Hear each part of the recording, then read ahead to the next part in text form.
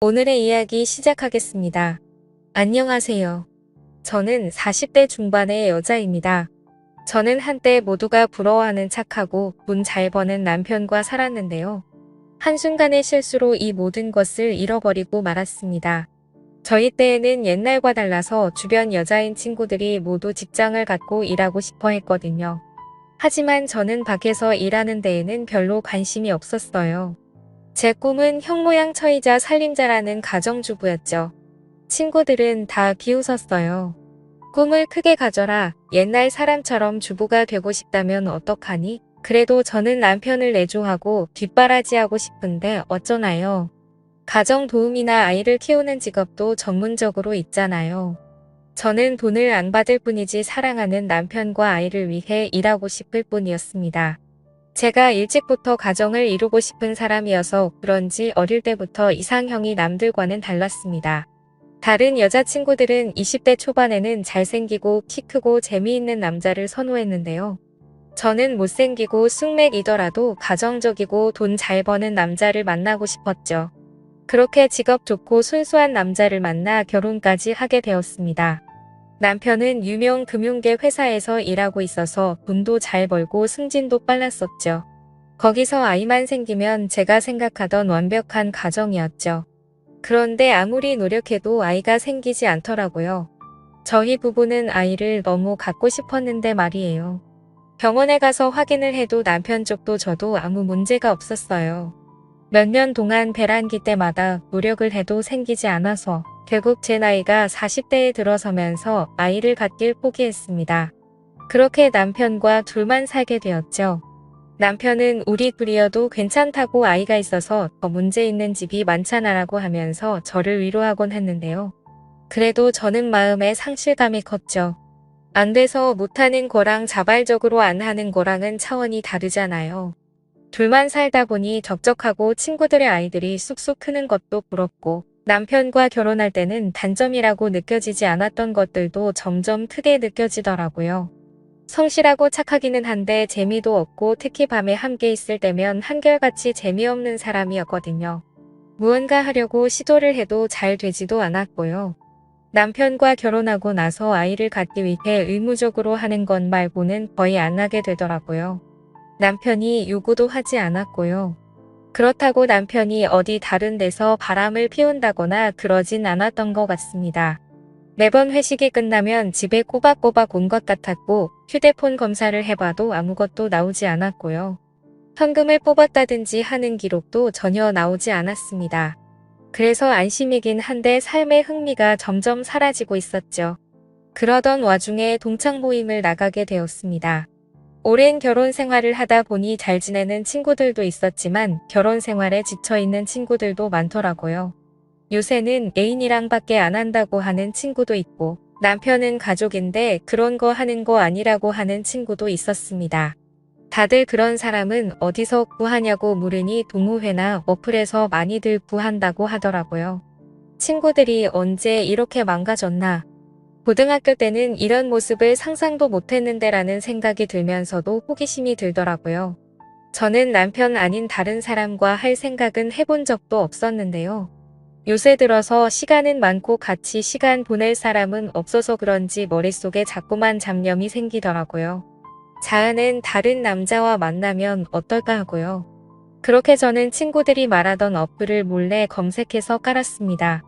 나이도 어리고 괜찮게 생기고 무엇보다 저를 원하는 남자들이 그렇게 많은 줄 몰랐습니다. 그 중에서 대화도 어느 정도 통하고 괜찮게 생긴 연하남을 만나게 되었죠. 그 남자는 나이가 28살이었는데요. 아직 취업을 하지 못해 물류센터에서 일을 하고 있다고 하더라고요. 원래는 처음부터 할 생각은 아니었습니다.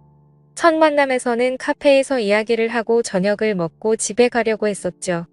연락도 몇 주간 해보고요. 하지만 저녁을 먹고 나서 남자가 저를 찾더라고요. 자기 집에서 술 한잔 더 하자면서 눈구렁이처럼 제 팔을 꽉 잡는데 그 소나기 힘에 저절로 설레더라고요.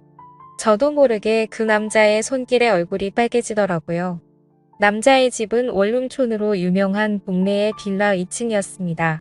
그런 동네를 간 것은 대학생 때 이후 오랜만이었죠. 남자의 이름은 영준이었는데요. 영준이의 집은 혼자 사는 철없는 남자처럼 정돈이 안 되어 있었습니다. 옷가지도 꺼내져 있고 빨래통은 넘치고 설거지거리도 쌓여 있었고요. 저는 영준이의 침대에 걸터 앉아 있었어요. 영준이는 방을 왔다 갔다 하면서 한쪽에 짐을 몰아넣더니 전자레인지 음식을 돌리고 소주잔과 소주를 꺼내오더라고요. 영준이와 저는 원룸 탁자에 의자를 놓고 마주 앉았습니다. 그렇게 한 잔 두 잔 마시더니 어느덧 몇 번을 마셨는지 기억이 나지 않을 정도로 많이 마시게 되었습니다. 다행히 남편이 출장 간 사이에 이런 예상치 못한 일이 일어나서 다행이었죠. 저는 술에 취해 정신을 못 차리고 의자에 앉아 있었는데요. 영준이는 너무 힘들어 보이는데 그러지 말고 편히 누워서 쉬라고 하더라고요.